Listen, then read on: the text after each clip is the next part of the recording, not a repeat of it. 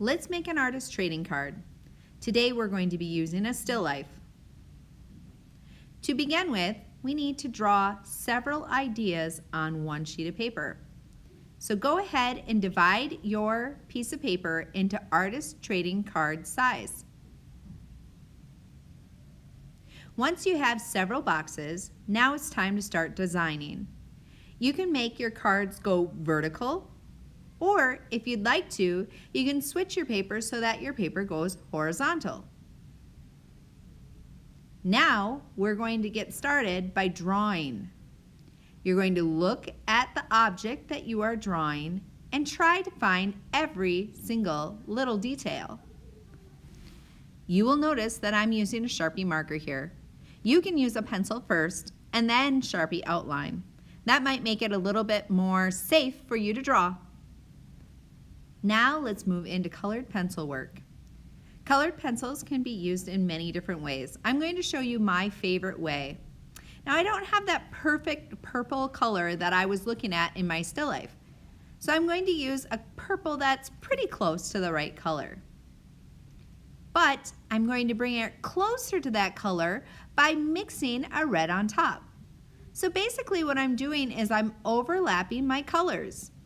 When I do this, I want to make sure that my pencils go different directions. So right now I'm going up and down, and then I want to go side to side. If I go both directions, I have a better chance of covering up all the white spots. I'm going to continue to add multiple layers on every part of this coloring project.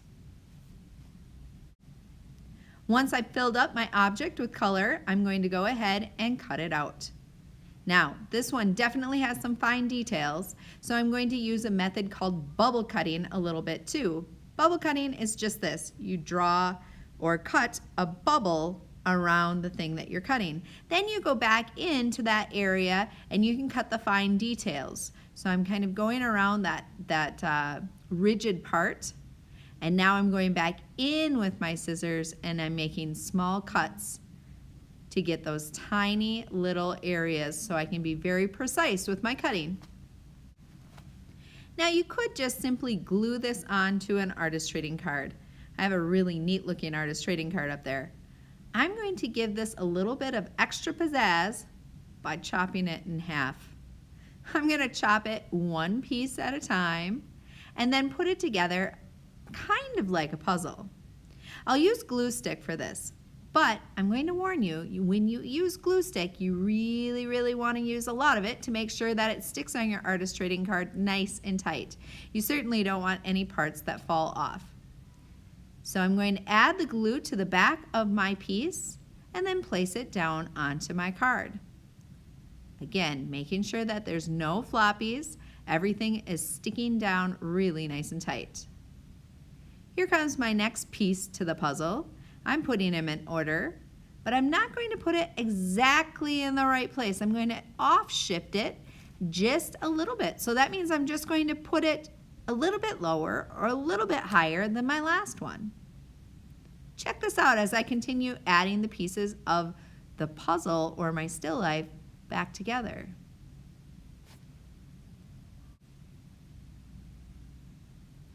Now this one isn't exactly going to fit 100% on the card.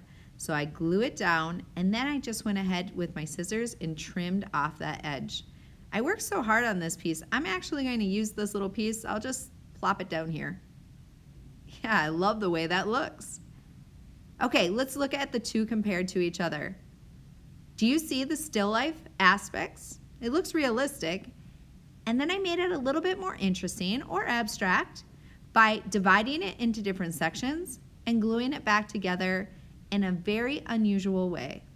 This is going to make for a very interesting artist trading card to give to someone else.